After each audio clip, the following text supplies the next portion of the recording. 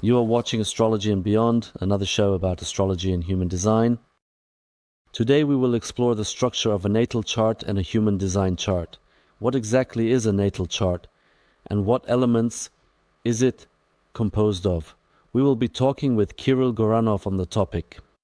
He will now tell us a bit about the natal chart, can he not?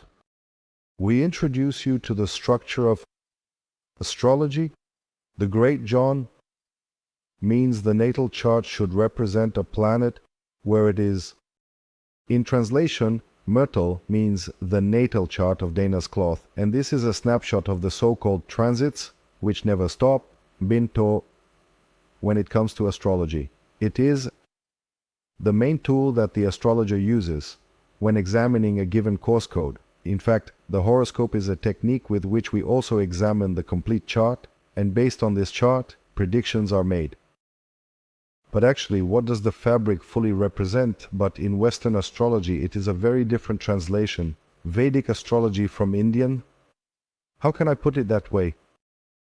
Because of the form in classical medical astrology, and even in Persian, the natal chart is one rectangle, 1 degree, and already in different schools in Vedic, it can be different. I draw this square in Western astrology. We use one circle on this circle, actually divided into 12 equal zodiac signs. And it contains film 360 degrees, with each one circle for each one sign being 30 degrees. But there is one very important thing now. This is the so-called no authentic children. It is the beginning and end of the palace cards. What does the Ace of Hearts represent there? At the adjacent eastern point, viewed from the place where a person is born, at the given part of the given minutes, actually a certain constellation is projected onto this Eastern Europe. One of the future signs, because we have 24 hours in a day and not 10 days to create a world. Around 0201, a sign occupies the given ascendant, which means that in one day we have 360 variations of the same natal chart. So it's important to know that from there we have 12 divisions. We have a northern and southern part of the new chart, with the northern part located below in the houses from 1 to 6. Actually, this is the invisible part of people's enjoyment, which is not visible on the horizon. Kiwi sausage, we take this, which I don't use. Like where, for the houses from 7 to 12, including those, the so-called visible part of the horoscope is also the horizon. In fact, the planets move in the direction of the zodiac signs counterclockwise. This is the speed, not the speed. This is the direction of the movement of the planets, while the natal chart itself moves clockwise. And from here we can already see the construction of the entire chart. What do we need to create a natal chart? In the past, astrologers worked with what are called TZ. These are the so-called tables. We have two types, tabular or graphical. In the past, they mostly worked with the graphical families in modern astrology. A lot is done with the tabular cameras, which in translation means literally where the planets are located, so against the backdrop of which zodiac constellation, in which degree, some minutes, and which seconds a given planet is located, where the sun and the moon are also located. When you know where a given celestial body is located, it is plotted in the natal chart by degree and sign. And in the past, how did they calculate with precision the degree of each planet? On which minute does it fall? Which constellations? Primarily astronomers and astrologers work together. Also astronomy is a science that originates from astrology. Initially, it was the tool through which they measured the speed of each planet. And in modern astrology, we have corrections that were introduced after 1800 in the interior. We have the so-called corrections, which are many, and how they help facilitate the correct development in astrology. And the very house systems that are used, because we have house systems that are different, and we have old house announcements of rooms that are seriously contracted, and modern Western systems, which are unrealistically good, and what the house systems themselves represent. Let's talk about that. The house systems themselves represent a mental division of the celestial sphere into 12 parts, with the southern and northern mirrors and as the width of the other. The actual shift of the medium coeli occurs in the more modern Western house systems such as Placidus, which are based on the rotation of the Earth around its axis, right? Exactly like that. Each house system offers a different set of divisions of the houses themselves. And in principle, modern Western astrology uses the so-called unequal house systems. Different house systems in astrology provide different perspectives. There are many debates in my room, right, representation. Astrological societies constantly argue about which one is correct. Based on experience, I have accepted that equal house systems are more accurate because they use much more precise modern calculations. Geographical latitude, longitude, and so on. That's why it's important that they are. The time of birth should be known, and where you were born, at what time it was determined. If you don't know the time before looking at it differently in the placard, which cannot be done, and prognostics on media as a whole lose all meaning. Actually, how does it work when these are used as felines? We will show them in the media how they look. When used in the Americas, not every planet is seen on a given day at a given hour, at how many degrees and minutes a given sign carries it. As a family, with these planets, the degrees are precisely observed by, say, this century, and actually, these distances are known as aspects, or this is the way planets communicate in a natal chart. So, actually, constructing the natal chart, the birth chart, gives us the opportunity to use it as a primary source of information and to explore different themes in a given horoscope. For example, it can be explored in the context of health, it can be examined in the context of career development and work, it can also be considered in terms of relationships with certain people, partners, and connections. In absolutely all directions, it can be examined in modern Western astrology. It involves working with an 8-card deck, but in human design, besides this full deck, we also have what is called a prenatal chart. Now, I want you to explain exactly what the prenatal chart is. So, a prenatal chart has exactly the same dimensions that you mentioned in the natal chart. It is absolutely the same in this regard. The difference being that when we work with a prenatal chart, we look at 3 months before a person's birth. According to human design, 3 months before a person's birth, regardless of whether they are born in the 7th, 8th, or 9th month, the soul descends. In fact, this is the exact moment when the soul enters our body. This is the theory of human design. At this precise moment, human design calculates it and creates half of a natal chart, which we call pre-birth, 3 months before birth, with an accuracy of about 88 to 89 days back. Which means that a person has both a natal chart, a natal planet, let's say a natal sun, and also a prenatal moon and prenatal sun and prenatal chart. Just as a person has a natal zodiac sign, they also have a prenatal zodiac sign. If a person is an Aries, in their natal chart, if we go back 3 months, they will be a Capricorn. We go back 3 signs. Each of the viewers can calculate it right now. The prenatal sign, or the so-called unconscious sign, we will talk about what the natal chart represents, but the idea is to go back 3 signs from your zodiac sign. If a person is a Taurus, they will be a prenatal Aquarius. If they are a Gemini, they will be prenatal Pisces, and so on. You go back 3 signs. Now, what is the theory of human design? The theory is that this prenatal chart describes our genetic, let's say our genetic heritage in the genetic material that we have inherited from our lineage, from our ancestors, from our grandparents primarily, not just from the mother and father. It is even scientifically proven that a larger part of our genes we receive directly from our grandparents. This prenatal chart actually describes these genetic predispositions within us. It also describes the things and qualities within us that are unconscious, that operate on an unconscious level. In other words, these are things that others see in us, but we ourselves cannot see them within us. We do not perceive them in this way.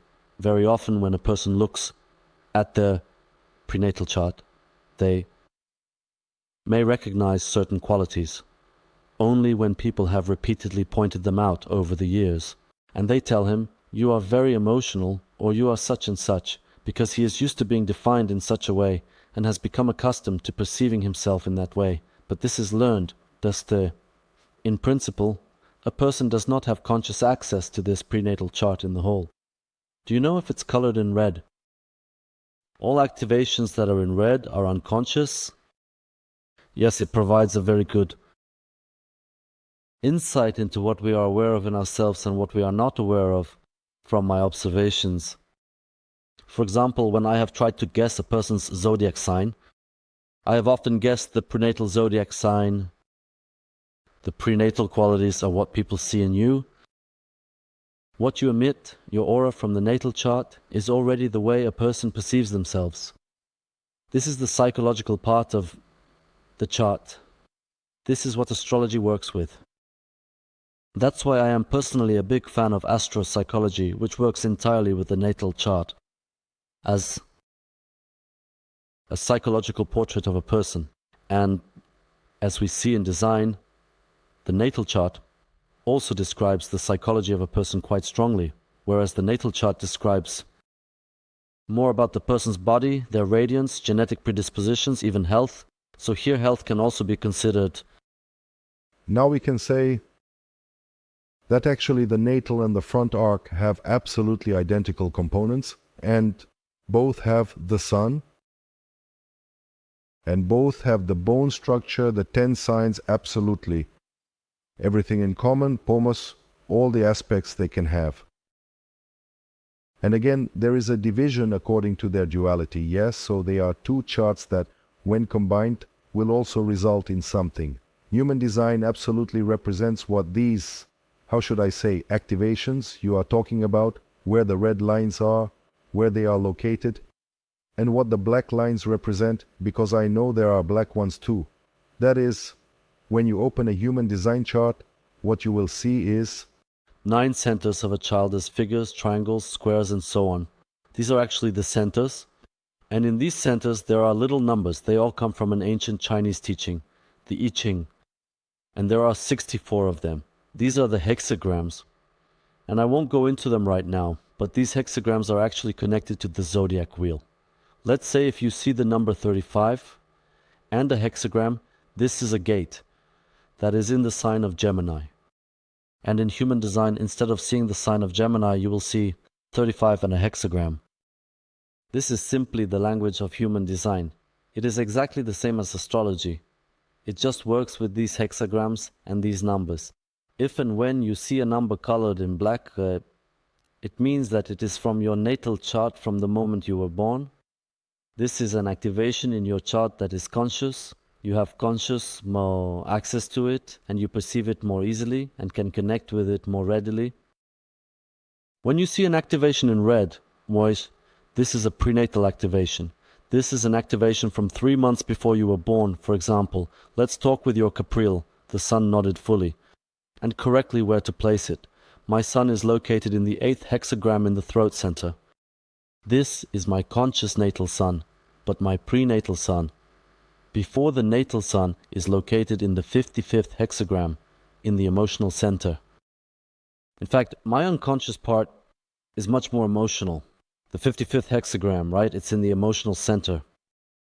But personally, I don't perceive myself as that emotional, yet others might perceive me exactly that way. All the perceptions they have of me are quite accurate. So that's it. In other words, the design provides this perspective for a person to see what they don't see, and it's about accepting what is. That is, for me, it's important to accept this part of myself and not deny it. I can never fully perceive it 100%, but I can accept that it's there, the idea. I have trust. There are people, for example, I can give an example, who have a defined city center, let's say a defined unpleasant center, but it is entirely defined in red, with red lines and red gates. So what does this mean? It means that the person has the gift of speech, but they are not aware of it. He has the ability to attract people's attention, to be a good speaker, but he may not realize it and might feel anxious when speaking in front of people, underestimating this quality. In fact, what does Helen Rabbit say? He says, look, you have this within you. Trust it. It is in you. That is, when you speak in public, just speak. Don't think in advance about what you will say or how you will say it, because your throat chakra works unconsciously. Meaning, you just need to trust your flow. Your speech speaks through you when you are in the right place. But that's not the idea. That is, in design we can see which aspects in a person, how they work, whether they work consciously or unconsciously. There are people who have unconscious access to their head, to their mental center. If they sit and think and analyze something in their head, they won't be able to reach insights. They need to speak out loud, because when they have to explain to someone else, then the insights come out through the unconscious channels, and then they can hear themselves. These are techniques that design provides so a person can work through these aspects to skillfully work with the available potential. If we can put it this way, it's like addressing pathology in the same way through a single deck of cards. We can see through the different aspects that the planets form. How does each trait or in a person's character express itself? I don't like to say that astrology, viewed through the lens of psychology, yes. A very easy way, through the data that a person provides, such as birth data, naturally a mathematical model can be created, but their psyche can be deciphered in the same way. But in human design, we have an additional model of the body, because as I understand, the natal chart speaks a lot about the body itself, about the bearer of the spirit, the non-material reached bearer of the spirit. This is the body. The spirit itself is described more as potential. And this also actually, we are opening this topic not by chance, because we will make a whole series about the connection. How can design and astrology be viewed from where? Actually, what is the way for a person to create the frontal chart? Because most astrological software do not have this option. Next time we can also explain the archetypes and say which zodiac sign corresponds to what prenatal aspect and how it is calculated. It is calculated from the position of the sun. For this person, you look at the position of the sun in their natal chart. For example, if a person has the sun at 15 degrees in Cancer, to give an example, what is the idea? The idea is to calculate this prenatal chart by calculating 88 degrees of the sun backwards, which equates to days, or it can be 88 or 89. In other words, we don't always have to be born exactly on those days. And this is the method. In fact, when the sun is moved back 88 days, at that exact moment, we observe what the planets were like. At this moment, ephemerides are often used, and again, house systems are utilized to create such a chart. Here, one can very clearly see, even genetically, what a person has inherited from their mother and father. In other words, this is his prenatal solar chart. I'm talking about direct inheritance from the father at the altar. Rather, the prenatal earth speaks of prenatal inheritance from the mother. While the correct lunar node is more about the way we perceive the mother, and there it has a different function related to our relationships. Yes. So that's it from us. For now, we will continue in the next video to explore this topic further, including with 2 suns, so that we can actually explain psychologically what the relationship of each zodiac sign is with its prenatal zodiac sign. So stay tuned and don't expect. And share if you liked it though, and write in the comments interesting topics that you would also like us to cover in the next video. Thank you.